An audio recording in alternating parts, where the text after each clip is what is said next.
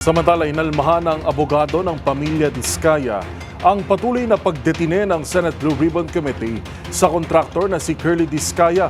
Gayong aktibo naman itong nakikipagtulungan sa investigasyon sa flood control scandal. Sa katunayan, si Curly pa mismo umano ang nagsabi na handa itong mamatay para lang maisiwalat ang buong katotohanan sa likod ng issue. Narito ang report ni Kyle Bulyas. Naghain ng petition for habeas corpus sa Pasay Regional Trial Court ang kampo ng pamilya Diskaya. Kaugnay ito na nagpapatuloy na pagdetina ng Senado kay Pacifico Curly Diskaya mula nang isight for contempt siya sa pagdinig ng Senate Blue Ribbon Committee noong September 18, 2025. Sa panayam natin kay Attorney Cornelio Samaniego III, sinabi nitong hindi na makatarungan na nakakulong pa rin si Diskaya hanggang sa ngayon kahit na nakikipagtulungan naman sila sa lahat ng ahensya ng pamahalaan na nag-iimbestiga sa issue ng flood control scandal. Naghain na rin noon ang kanilang kampo ng motion for reconsideration pero hindi anya ito inaktuhan ng Blue Ribbon Committee. So nagantay lang kami sa proseso dahil with due respect to the Senate and the Blue Ribbon Committee na makikita namin na palalayain si Mr. Curly Diskaya. Until now, hindi siya nakakalaya despite his cooperations to the government. Okay? Ang dami na namin pinupuntahan pero ang tanong namin, bakit ganon? Until now, nandun pa rin siya sa detention. Ang cooperation niya, talagang ibinigay na niya lahat.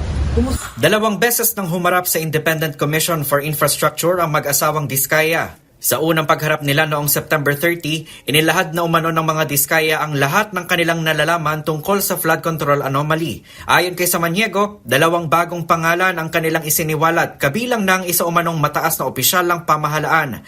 Tumanggi si Samaniego na tukuyin kung miyembro ito ng Kamara o Senado pero ayon sa kanya, naniniwala silang siya ang arkitekto nitong kontrobersya sa flood control. Siya yung architect.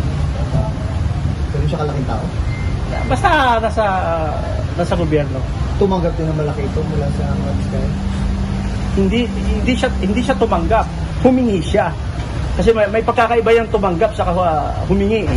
Sa panayam naman ng DZRH kay Samaniego, muli nitong iginiit ang panawagan nilang proteksyon mula sa Department of Justice. Paliwanag nito, nakikita naman aniya ng kagawaran ang sinseridad ng mag-asawang Diskaya sa pagdala nila sa lahat ng pagpapatawag sa kanila sa mga pagdinig. Ayon pa kay Samaniego, sinabi mismo ni Curly Diskaya na handa siyang mamatay para lang sa pagsisiwalat ng korupsyon sa loob ng Department of Public Works and Highways. Actually, ang sabi nga ni Mr. Diskaya before pa, nung sinabihan niya ako na mas maganda na lang na mamatay siya sa pagsiwalat sa mga ganitong korupsyon sa DPWH. Wow. Ano? Kesa naman para makatulong siya sa lipunan, kesa naman mamatay siya na walang saysay yung pagkakamatay niya. Yan ang sinabi niya sa akin. Itinakda naman sa October 15 ang sunod nilang pagharap sa ICI matapos silang humirit ng reset upang mabigyan sila ng panahon na makalap ang mga dokumentong hinihingi sa kanila ng komisyon. Tumanggi naman si ICI Executive Director Attorney Brian Hosaka na sabihin kung ano ang mga dokumentong kailangang isumite sa kanila ng mga Diskaya. Para sa MBC TV Network News, ito si Kyle Bulyas ng DZRH, una sa Pilipinas, una sa Pilipino.